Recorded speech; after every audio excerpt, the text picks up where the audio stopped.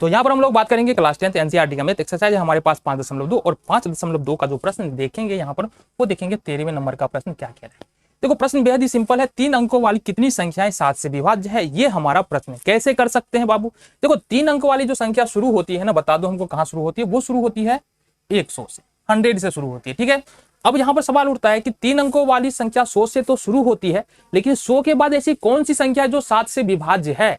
तो इसका मतलब हुआ ये जो संख्या है यहाँ पर देखेंगे 3 अंकों वाली संख्या, 3 अंकों वाली संख्या जो 7 से विभाज्य है, यही प्रश्न में बोला जा रहा है, जो 7 से विभाज्य है। यहां पर देखेंगे तो पहली संख्या हमारे पास क्या निकल के आ रहा है 105। एक कॉमन सी बात है ना, 15 7 105, पहली जो 3 अंकों वाली संख्या है जो 7 से विभाज्य है वो कितना है 105। देन अगर हम बात करें तो ये चला जाएगा 112, 119, 126, इस तरह से होता होता चला जाएगा 994। क्योंकि देखो अगर 999 के पार जाते हैं तो वो 3 अंकों वाली संख्या तो रहता नहीं, वो 4 अंकों वाली संख्या हो जाता है।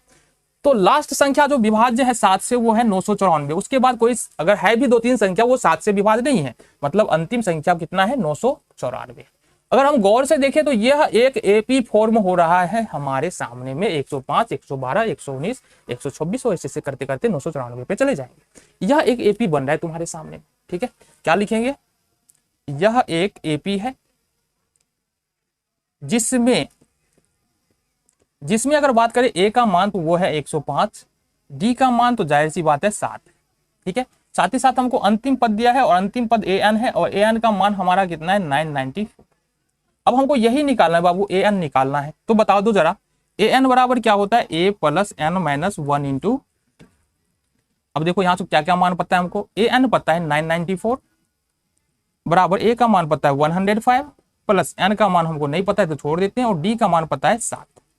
क्या करेंगे जी, कुछ नहीं करना है बाबू, इसको उठा के इधर शिफ्ट करो या इसको उठा के इधर पटक दो तो क्या हो जाएगा, ये हो जाएगा हमारे पास एन माइनस 1 इंटू 7 बराबर 994 माइनस 100।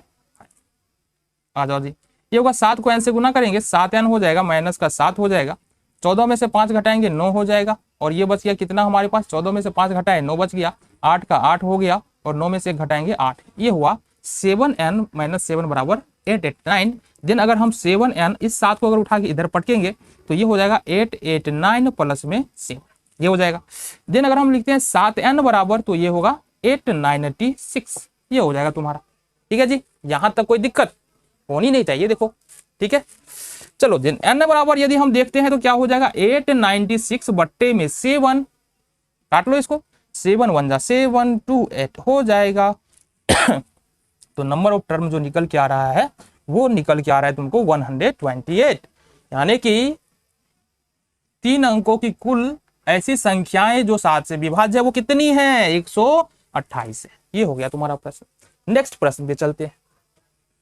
देखो 14वें नंबर का प्रश्न क्या है, 14वें नंबर का प्रश्न है 10 और 250 के बीच 4 के कितने गुणज है। 10 और 250 के बीच 4 के कितने गुणज है, मतलब समझो, गुणज का मतलब क्या है कि जो 4 से विभाज्य हो जाए। गुणज का मतलब क्या है, जो 4 से विभाज्य हो जाए।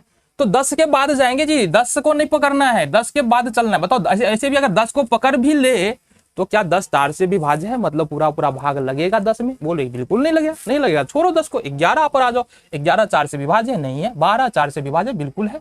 तो 10 और 250 के बीच 4 से विभाज्य संख्या, 4 से विभाज्य संख्या, इसके लिस्ट को देखेंगे, इसके ग्रुप को देखेंगे तो पहला नंबर जो निकल के आता है वो 12 है। फिर दूसरा नंबर है निकल के 4 4 का अंतर होगा 16 20, और इस तरह से होते होते होते होते होते होते 248 पर जाएंगे। बोलोगे बाबू यहाँ पर बात तो हो रहा है 250 तक, बात 250 का हो रहा है ना, लेकिन हमने तो यहाँ पर 248 पर रोक दिया। अरे रीजन है बाबू, 249 तुमको 4 से कटेगा नहीं, 250 4 से कटेगा नहीं, तो फिर जैसे 11 नहीं कटा था ना 4 से, ये भी तो नहीं कट रहा है, नहीं कट रहा है मतलब 200, हमको 4 से विभाज्य संख्या ही तो चाहिए, तो 248 पर भी हमने रोक दिया कारवां। अब देखो यह एक एपी है बाबू, ठीक है, क्या लिखेंगे, यह एक एपी है जिसमें देखेंगे गौर से ए का मान है 12, डी का मान है 4, ठीक है, अच्छा संस्कृत आ गया 4 अहम। चलो नेक्स्ट देखें, ए का मान 12 हो गया, डी का मान कितना हो गया, डी का मान 4 हो गया। हमको क्या चाहिए बाबू, और कुछ पता है क्या, पता है ना जी, अंतिम पद पता है, यानी कि ए एन पता है, वो है 248। देखो अंतिम पद को हम लोग क्या या तो एल से सूचित करते हैं या फिर हम ए एन से सूचित कर सकते हैं। ऐसे ए एन ऐसा अंतिम पद नहीं भी हो सकता है, लेकिन फिलहाल हम इसको मान लेते हैं एनवा पद। 248 हमको चूंकि पता नहीं कितने नंबर का पद है ना, तो एनवा पद माना, इसलिए हमने ए एन बराबर 248 कर दिया। देन अब अगर हम देखें यहाँ से, अगर हम लिखे ए एन बराबर, तो ये हो जाता है A plus N minus 1 into d मतलब डी। देखो ए एन का मान है 248 बराबर में ए का जो मान है वो है 12 प्लस एन माइनस 1, एन का तो मान पता ही नहीं है, लो डी का मान तो पता है, तो लिख देते हैं। इस 12 को उठा के इधर पटकेंगे तो ये हो जाएगा n माइनस 1 इंटू 4 बराबर 248 माइनस का 12 घटा, इसको गुना कर दो, n को 4 से करेंगे 4n माइनस 1 को 4 से करेंगे माइनस 4, ना घटा देंगे तो 236 हो जाएगा बाबू। 4n बराबर हो जाएगा, अब इसको इधर पटको, 236 इधर प्लसवा में है, इधर जाकर माइनसवा में हो जाएगा, 4 हो जाएगा। 4n बराबर कितना हो जाएगा 236 और 4 240। अगर हम n बराबर यहाँ पर लिखते हैं तो 240 बट्टे में 4, 4 छा के 24, 60 हो जाएगा इसका आंसर। यानी कि 10 और 250 के बीच 4 से जो विभाज्य संख्या है, 4 के जो गुणज है वो कुल कितने हैं 60। ये हो गया तुम्हारा आंसर। अगले प्रश्न को देखो।